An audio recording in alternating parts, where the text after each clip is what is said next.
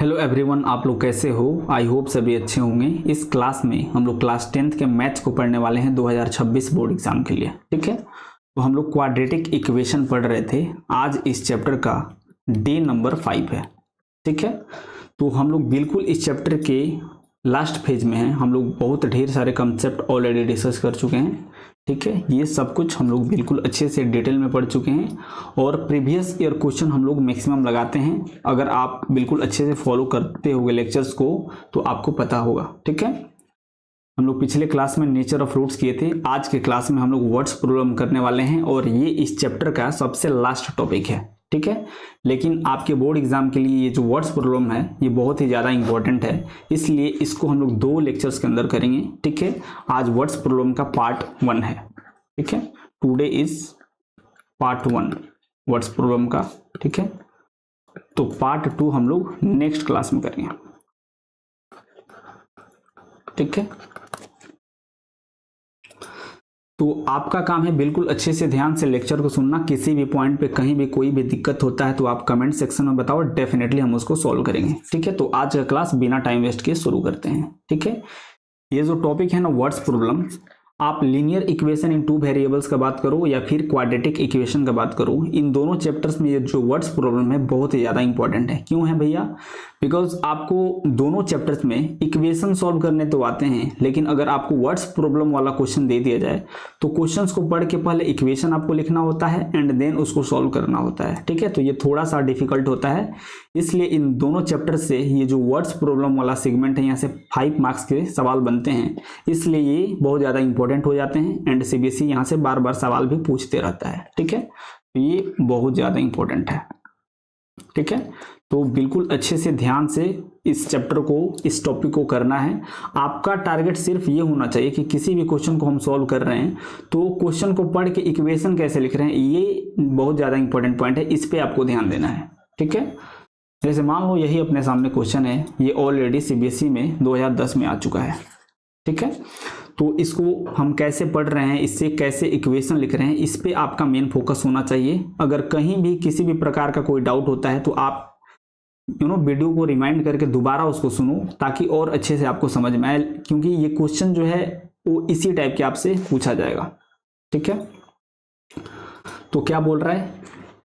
A girl is twice as old as her sister, 4 years hence the product of their age in years will be 160, find their present age। मतलब क्या बोल रहा है? एक कोई लड़की है और उसकी छोटी जो सिस्टर है वह अपने छोटी सिस्टर से दोगुने एज की है, लेकिन 4 वर्ष बाद उन दोनों के जो एज का प्रोडक्ट है, जो मल्टीप्लिकेशन है, वो 160 के इक्वल हो जा रहा है। तो दोनों का प्रेजेंट एज बताना ये कितना होगा।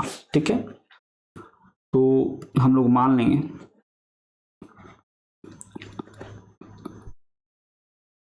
जो प्रेजेंट एज है दोनों का, ठीक है, जो उसकी छोटी सिस्टर है, छोटी सिस्टर, ठीक है, इसका एज हम लोग x ईयर्स अगर बोल देते हैं तो ये जो लड़की है इसका एज कितना हो जाएगा? 2x ईयर्स हो जाएगा। क्यों हो जाएगा भैया? क्योंकि ये क्वेश्चन खुद ही बोल रहा है कि जो लड़की है वह अपने छोटी सिस्टर की एज की दोगुनी है।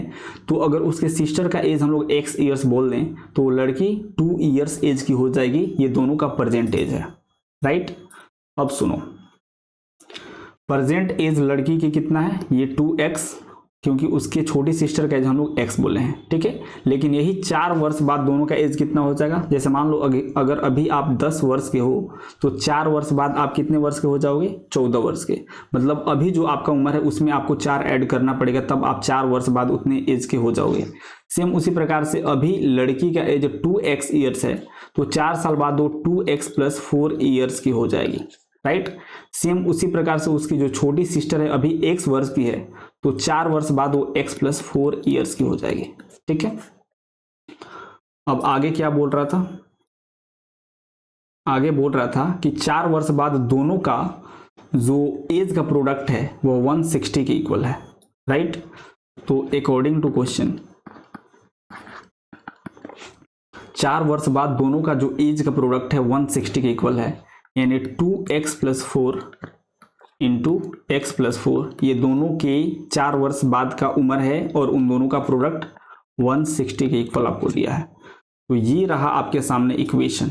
ठीक है। तो सबसे पहले हम लोग यहाँ पे क्या किए हैं, क्वेश्चन को पढ़े हैं और वहां से इक्वेशन को लिखे हैं, ठीक है। तो क्वेश्चन को पढ़ के कैसे इक्वेशन लिखे हैं आपके लिए सबसे ज्यादा इंपॉर्टेंट यही वाला सेगमेंट होना चाहिए। उसके बाद से यहाँ से तो कोई भी बच्चा इसको सॉल्व कर देगा, ठीक है।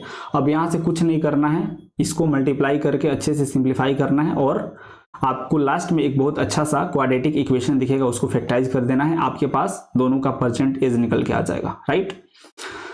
तो यहां से मल्टीप्लाई करोगे तो 2x से इधर मल्टीप्लाई पहले कर लेते हैं यहीं पे, चलो क्या हो जाएगा 2x square plus 8x plus 4x plus 16 is equal to 160 हो जाएगा।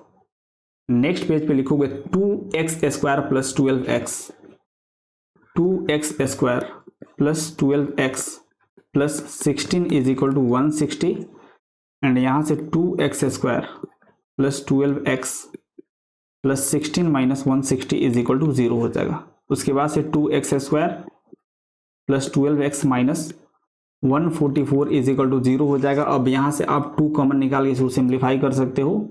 तो 2 कॉमन निकालोगे तो x square plus 6x minus 72 is equal to 0 हो जाएगा एंड फाइनली आपके पास x square plus 6x minus 72 is equal to 0 आएगा, राइट।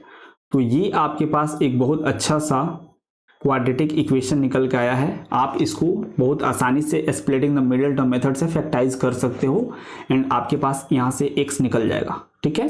कितना है x square plus 6x minus 72 is equal to 0। एक बार मिला लो, ठीक है, यही है। तो यहाँ पे स्प्लिटिंग द मिडिल हमको लगाना है, तो इसको आप बहुत आसानी से ब्रेक डाउन कर सकते हो। तो ये जो 6x है इसको 2 पार्ट्स में ब्रेक डाउन करोगे तो 12x माइनस 6x में इसको आप बहुत आसानी से ब्रेक डाउन कर सकते हो। इन दोनों को आप जब ऐड करोगे तो 6 मिलेगा और इन दोनों को मल्टीप्लाई करोगे तो x स्क्वायर और माइनस 72 के मल्टीप्लीकेशन के इक्वल आपको मिल जाएगा वैल्यू, ठीक है। तो यहाँ पे माइनस 72 हो जाएगा एंड यहाँ पे x स्क्वायर हो जाएगा, ठीक है। ये आपको बहुत अच्छे से आता है अगर आपने लेक्चर्स को अच्छे से फॉलो कर रहे हो। तो यहाँ से x कॉमन निकालोगे तो x प्लस 12 हो जाएगा। यहाँ से माइनस 6 कॉमन निकालोगे तो x plus 12 is equal to 0 हो जाएगा। उसके बाद से x plus 12 into x minus 6 is equal to 0, ठीक है। आपके पास ये बचेगा।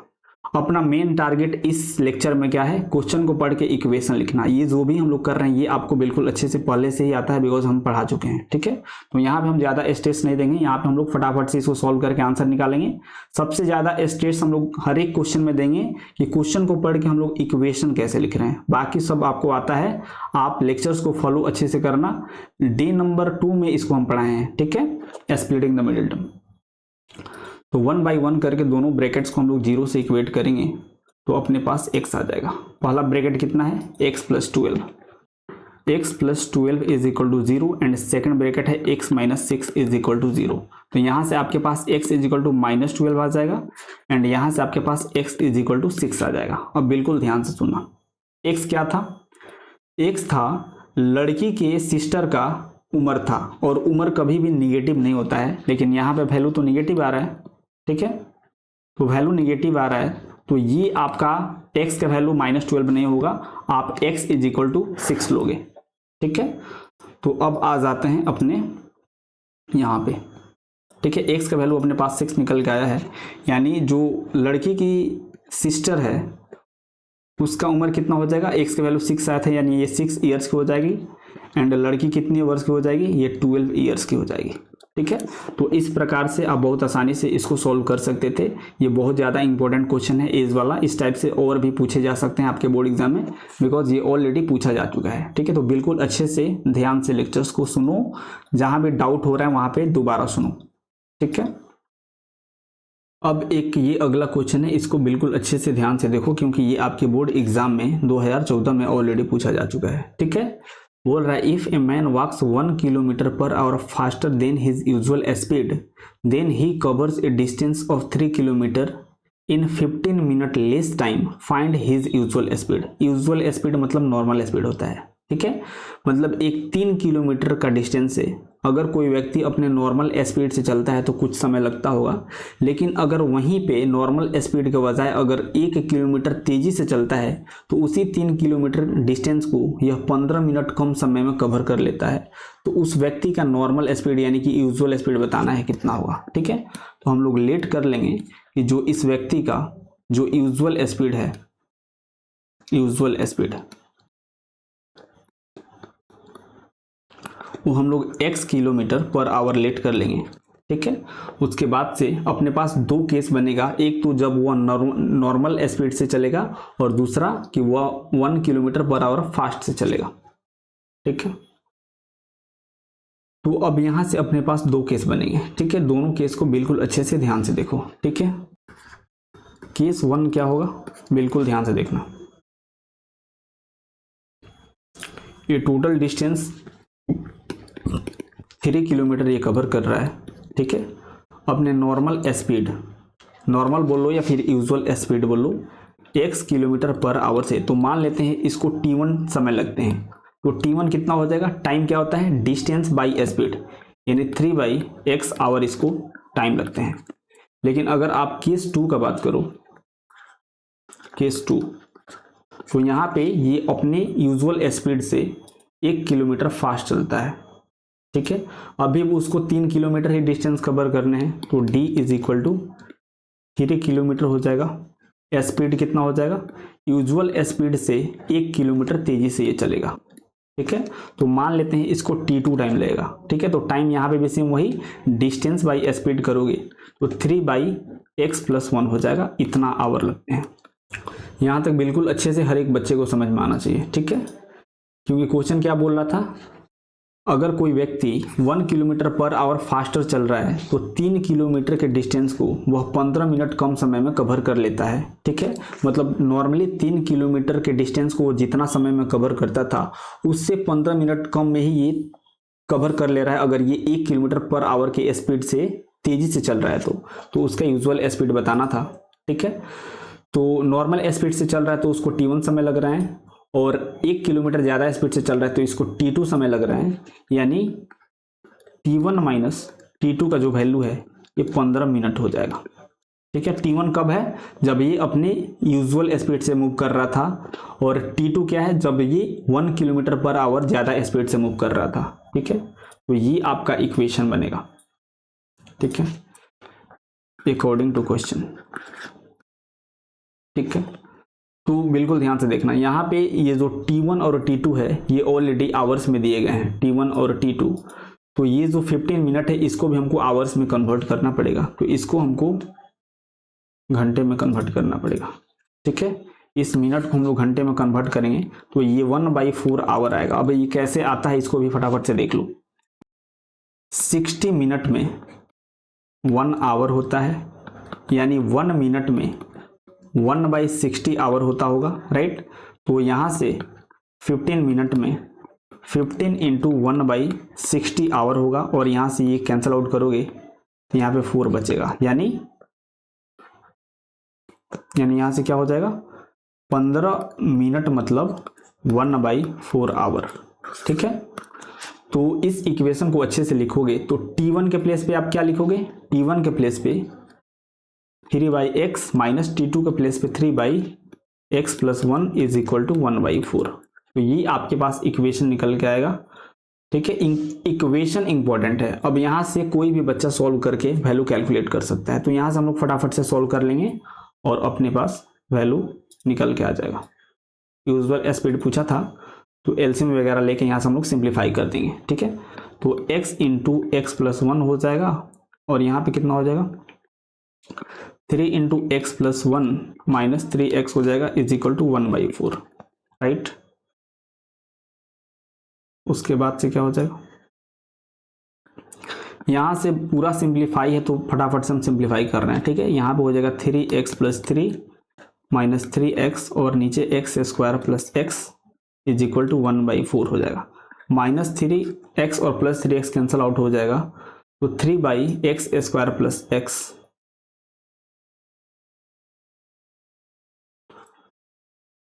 3/x² plus x is equal to 1/4 हो जाएगा। और यहाँ से आप क्रॉस मल्टीप्लाई करोगे तो कितना हो जाएगा, x² plus x is equal to 12 हो जाएगा, यानी x² plus x minus 12 is equal to 0 हो जाएगा। ठीक है, यानी सिंप्लीफाई करने के बाद से आपके पास ये एक क्वाड्रेटिक इक्वेशन निकल के आया है। अब यहाँ पे स्प्लिटिंग द मिडिल टर्म लगा दो और यहाँ से आपके पास x का वैल्यू निकल के आ जाएगा। ठीक है, और x हम लोग क्या बोले हैं, मैन का यूजुअल स्पीड है।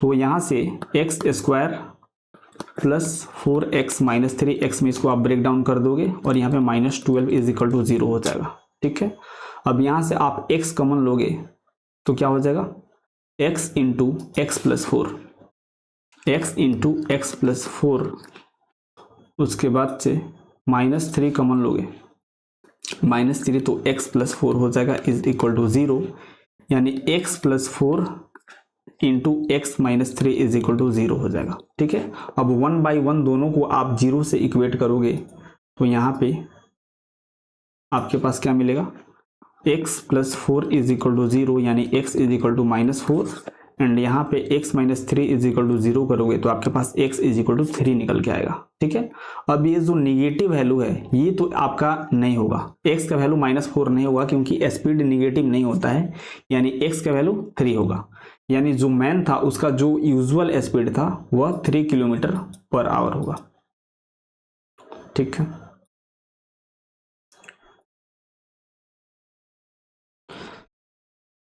यूजुअल स्पीड कितना होगा, 3 किलोमीटर पर आवर। ठीक है, तो आई होप आप सबको बिल्कुल अच्छे से ये क्वेश्चन समझ में आया होगा। अगर कहीं भी डाउट है तो इसको अच्छे से दोबारा सुनना, डेफिनेटली समझ में आएगा। ठीक है, अब एक और ये मज़ेदार क्वेश्चन है, बिल्कुल अच्छे से ध्यान से इसको देखना क्योंकि ये आपके बोर्ड एग्जाम में 2011 में ऑलरेडी पूछा जा चुका है। राइट, एंड यहाँ पे आप देख सकते हो इस क्वेश्चन का लंबाई चौड़ाई भी बहुत अच्छा खासा है। तो बिल्कुल अच्छे से इसको देखो कि इस क्वेश्चन को पढ़ के हम इक्वेशन कैसे लिख रहे हैं। राइट, तो सबसे पहले क्वेश्चन को पढ़ते हैं। क्या बोल रहा है, 2 water taps together can fill a tank in 6 hours. मतलब 2 वाटर टेप अगर एक ही साथ चलाए जाते हैं तो वह एक वाटर टैंक को 6 घंटे में कंप्लीटली फिल कर देता है। ठीक है, तो मान लो इस टेप का नाम A है और इसका नाम B है, यानी A और B दोनों एक साथ चलाए जाते हैं तो ये 6 घंटा के अंदर इस टैंक को कंप्लीटली भर देते हैं। राइट, उसके बाद से आगे क्वेश्चन क्या बोल रहा है, बिल्कुल ध्यान से देखो। बोल रहा है the tap of larger diameter takes 9 hour less than the smaller one to fill the tank separately. मतलब क्या बोल रहा है, अगर आप यहाँ पे ध्यान से देखोगे तो एक टेप का डायमीटर ज़्यादा बड़ा है, उससे ज़्यादा पानी गिरेगा, और एक जो टेप है B उसका डायमीटर छोटा है यानी उससे कम पानी गिर रहा है। यानी जो टेप A है ये बड़ा डायमीटर वाला है, यानी ये छोटे डायमीटर वाले टेप से 9 घंटे कम समय लेता है अगर अकेले इस टैंक को फिल करता है तो। मतलब ये जो छोटा वाला डायमीटर वाला जो टेप है, ठीक है, इसको हम लोग B बोले हैं। ठीक है, इसको हम लोग B बोले हैं, ये स्मॉलर डायमीटर वाला है, स्मॉलर डायमीटर, यानी इससे कम पानी गिरेगा। तो हम लोग मान लेते हैं कि T आवर्स में ये अकेले इस टैंक को फिल कर देता है।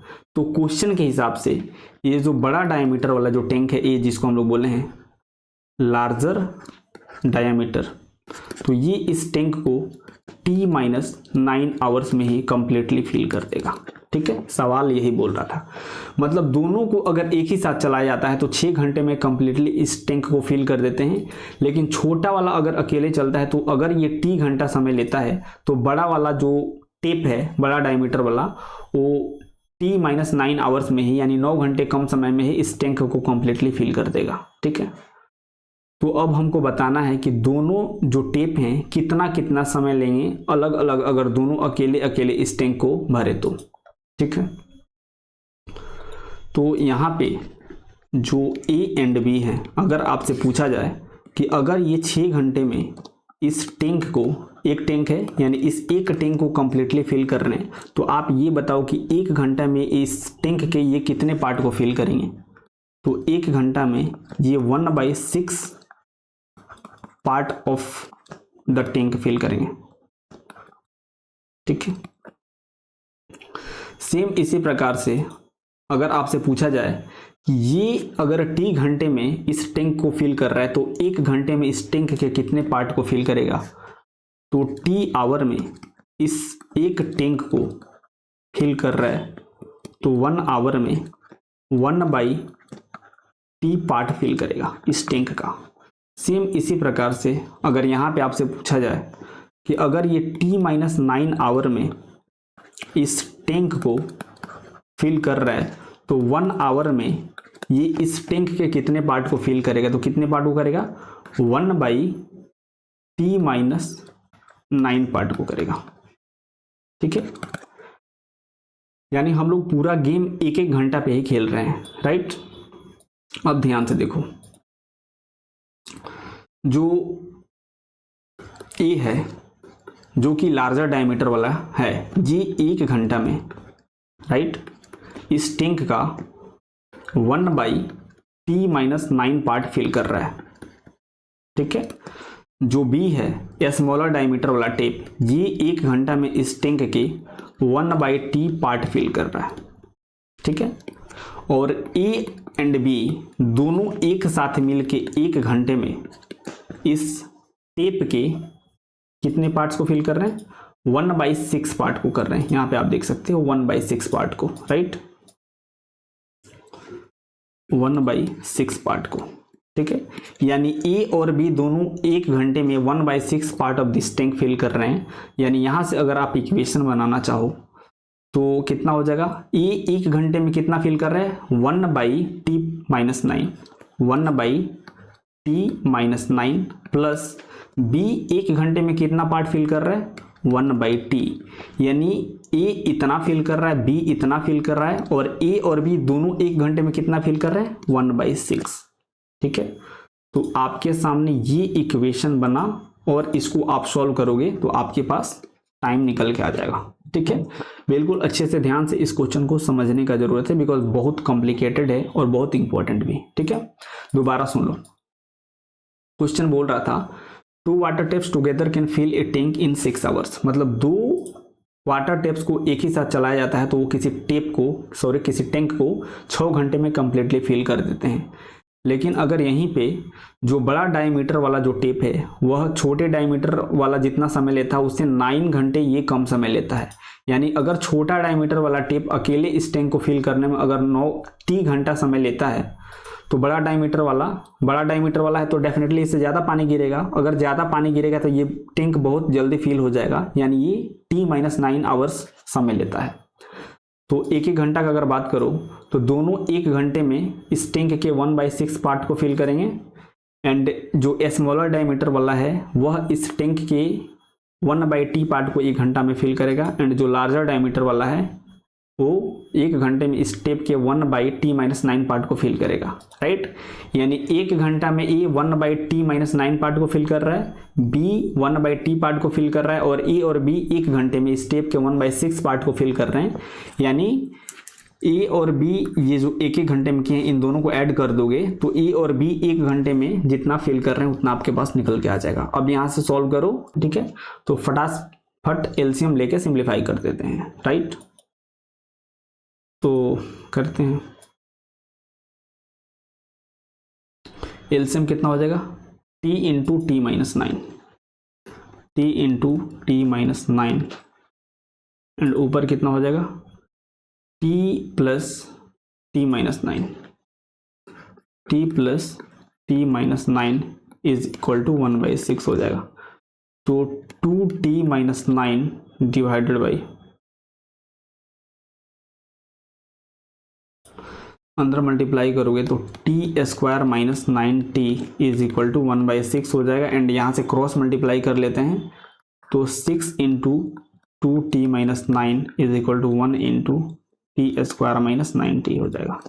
ठीक है, अंदर मल्टीप्लाई करोगे तो 12T माइनस कितना हो जाएगा, 12T minus 54 is equal to T² minus 9T। ठीक है, अब सभी को हम लोग RHS वाले साइड भेजेंगे तो T² अच्छे से लिखो, क्या हो जाएगा, T square minus 9t minus 12t plus 54 is equal to 0 हो जाएगा। एंड यहाँ से T square minus 21t plus 54 is equal to 0 हो जाएगा, राइट। अब यहाँ से आप देख सकते हो आपको एक क्वाड्रेटिक इक्वेशन मिल चुका है। अब यहाँ से आप स्प्लिटिंग द मिडिल टर्म लगाओ और ये फैक्टराइज हो जाएगा, राइट। तो यहाँ से अब अगर आप स्प्लिटिंग द मिडिल टर्म लगाओगे तो minus 18t and minus 3t में इसको ब्रेक डाउन कर सकते हो, ठीक है। अब यहाँ से फटाफट आप कॉमन ले सकते हो, तो t कॉमन लोगे तो t माइनस 18 हो जाएगा एंड माइनस 3 कॉमन लोगे तो फिर यहाँ पे t minus 18 is equal to 0 हो जाएगा, ठीक है। अब t minus 18 into t minus 3 हो जाएगा। दोनों ब्रैकेट्स को 1 बाई 1 करके आप 0 से इक्वेट करोगे तो यहाँ से आपके पास t का दो वैल्यू निकल के आएगा, एक 18 और दूसरा 3, ठीक है। अब बिल्कुल ध्यान से सुनना,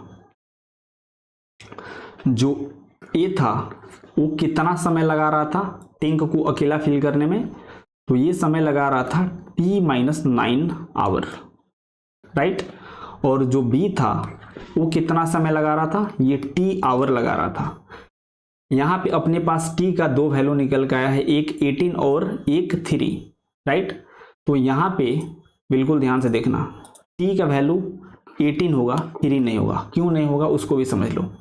अगर t के प्लेस पे आप 3 रखते हो तो देखो क्या होगा, अगर t के प्लेस पे आप 3 रखते हो तो ये तो ठीक है, लेकिन यहाँ पे t के प्लेस पे अगर आप 3 रखोगे तो 3 माइनस 9 करोगे तो यहाँ पे माइनस 6 आ रहा है, या और समय कभी भी निगेटिव नहीं होता है, इसलिए t का वैल्यू निगेटिव नहीं होगा, ठीक है। तो t का वैल्यू आपको कितना लेना पड़ेगा, 18 लेना पड़ेगा, ठीक है।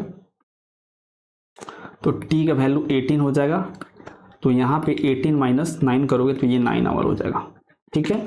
मतलब जो टेप ए है वो 9 घंटे में ही अकेले इस टैंक को फिल कर देगा, और जो बी है वह 18 घंटा लगाएगा फिल करने में। तो यहाँ पे आप देख सकते हो सेम डिट्टो वही सवाल है, ठीक है, केवल डेटा चेंज किया है और ये 2016 में ऑलरेडी आ चुका है। यहाँ पे आप देख लो, ठीक है, 2016 में आ चुका है। सेम सवाल है, पढ़ लो, देख लो। 2 water taps together can fill a tank in 9 hours 36 minutes. The tape of larger diameter takes 8 hours less than the smaller one to fill the tank separately. Find the time in which each tape can separately fill the tank. बिल्कुल same question है, इसको आप homework में try करना और इसका answer आप comment section में बताना, ठीक है।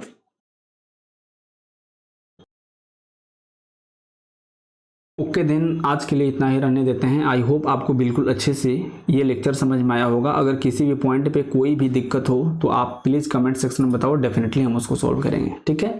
और अपने पास एक लेक्चर बच गया है, राइट, उसको हम लोग नेक्स्ट क्लास में बिल्कुल अच्छे से कंप्लीट कर लेंगे एंड ये आपका चैप्टर बिल्कुल अच्छे से खत्म हो जाएगा, ठीक है। ओके देन, मिलते हैं नेक्स्ट क्लास में, तब तक के लिए have a good day, take care, bye.